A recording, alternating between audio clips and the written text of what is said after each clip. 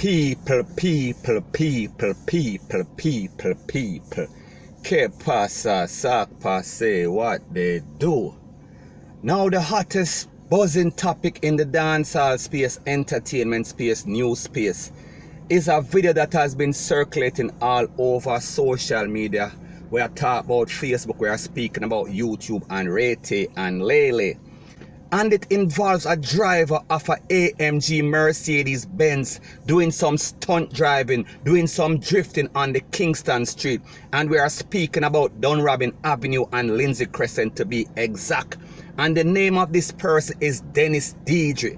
Now people, I am sure that you've seen this video, and if not, take a look.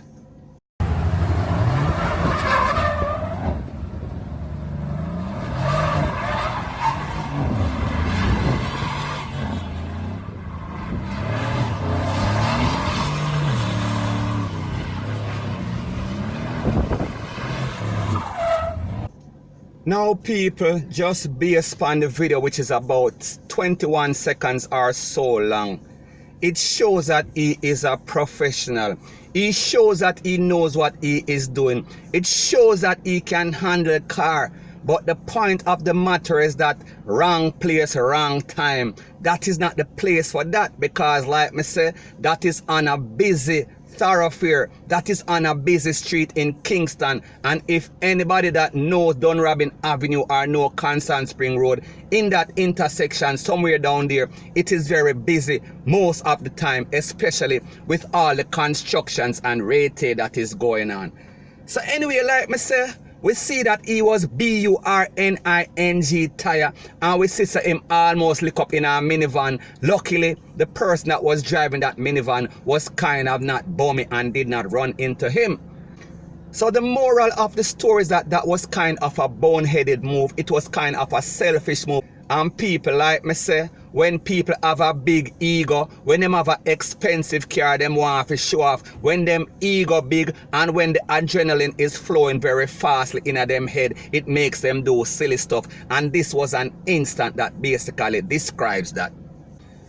Now after that video went viral, the Popo them basically put out something and said that they want to meet with the man, and the man needs to turn himself over, and they made some sort of arrangement to meet the man at the intersection where the incident took place. We are speaking about Dunrobin Avenue and the intersection of Lindsay Crescent. We are speaking about maybe about 20 meters down from Constant Spring Road, which is a very busy thoroughfare. So anyway, what was more mind-boggling, what was more startling is the meeting that took place. What was more startling, what was more mind-boggling was the decision that the Popo made not to arrest this man and Rete and Lele. So anyway, take a listen, take a look at the video, and then I'll give my piece. With the car, it's a fast car. When I find out that it's something really wrong I did, so I'm so sorry about it, and it will never happen again. Why did it happen? Well, you know, as I say, it's a fast car I'm driving, so when I put in a lock and forward car, it will turn. So you have to just move the point of the turn, and that's it. So I can report from the Jamaica Observer with the power and the excitement. You weren't thinking about safety and the safety of motorists? well, when you're around the steering sometime, you know, it kind of gets you a little bit aggressive, because the car is an aggressive car. So it make you do things where you don't really think it just happen. So you just go with the flow. But as I said, I'm really don't want me again. Has it happened before this? No. And I won't allow you to ask him things that would incriminate himself. I'd like to take the opportunity to say to members of the public, this is what you do not do on the public roads. In this particular instance, what he did amounts to careless driving, because it endangered other members of the public. And every single person that felt that fear is a different count. Now, he came in today and we had a teaching moment, and he has learned from that.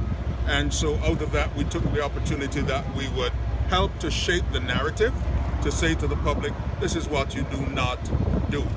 We have with us today Justice Ken Shaw from the St. Angela Magistrates Association, and he's here for one reason, to make sure we put an end to this aspect of the matter and then my friend and I will start teaching. Okay. Just a show. Yes, Mr. Shaw. Okay, we recognize your penitence. A little bit of the youthful exuberance that took place. Yes. And this matter, as far as we are concerned, is now ended, is now closed. Yes. So we move on to the next phase. Okay. And the next phase is that you're going to join us in teaching others how to keep the road. Definitely. Safe. Definitely. So people, I wonder if you guys see exactly what is going on. There was a meeting with the media, with the driver of the car, with the ACP. We are speaking about Gary Welch, who is also in charge of the traffic division in Jamaica, and also a magistrate. It sounds like a judge. Now people, you tell me where you ever see this happening in Jamaica. And what is even worse, you heard it yourself, the video is there. You hear the ACP, Mr. Welch, say he won't let the driver say anything that is going to incriminate himself. People, which part you ever hear the police a take up for a suspect and I say he won't let him say anything that is going to incriminate himself? People, you don't see the double standard that is going on in Jamaica. People who not see where go on. So if you're brown and if you come from uptown, you can't stick around. Everything is going to be A-OK. So anyway, like me say, there was also another video that went around, and people, take a listen, take a look, and then I'll also give my piece.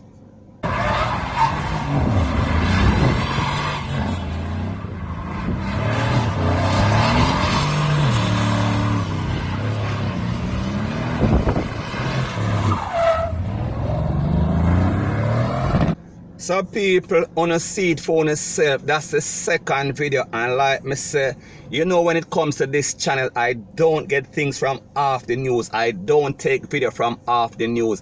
I get my videos directly, straight to me on WhatsApp or social media. So my point is that people, it seems like this was intentional. It seems like these people set up to make a viral video, and people, it kind of get out of hand, and it went to the attention of the popo, and they were called up and they made a meeting. But people, at the end of the day, it is something that was very bad that was done by this man, and we have to also give him credit because he came in and he apologized. He went to the police, or he contacted the police, and he made arrangement. So people, like me say, we have to give credit where credit is due, but at the end of the day, the underlying story is that something was done wrong. There was a crime committed, a very dangerous act was committed on the road where people could have lost their life and Rete and Lele. So therefore, there is no excuse. There is no justification for that, point blank and period. So just based on the meeting that was held between the ACP, we are speaking about the magistrate, and we are also speaking about the driver and the media. It was obvious that they came to the conclusion that no charges were to be made on this incident, point blank and period. It was a closed case, no repercussion, no actions were taken, and this man just walked away scot-free. And we have to ask ourselves the question why.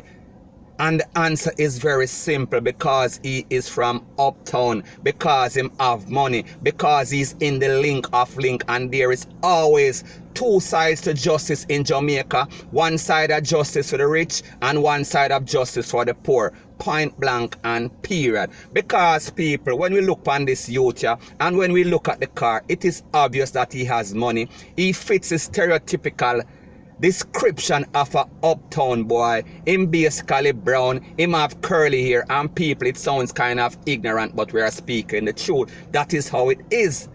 So therefore, my point is that I don't go around in circles and run around the bush. I speak the naked truth, point blank and period.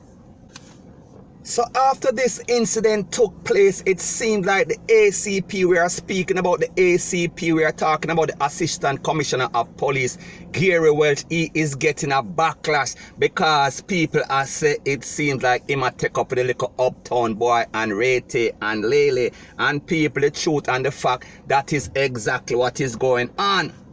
So after this incident, we are speaking about the Commissioner of Police. We are speaking about Major General Anthony Anderson. He had something to say.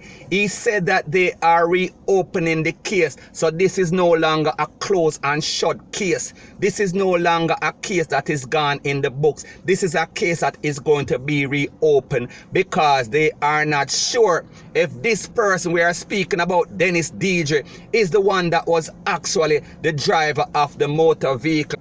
And when we also look at the fact that he is also the trainer for West Indian cricketer, we are talking about Andre Russell. It seems like the Popo have some information that the car might be owned by Mr. Russell. And it seems like the Popo might have some information that Mr. Russell might have been the person that was actually driving the car. People like me say, it is just a possible scenario. I don't know. It is not factual. I am just saying it is a possibility based on the fact that the Popo are reopening the case.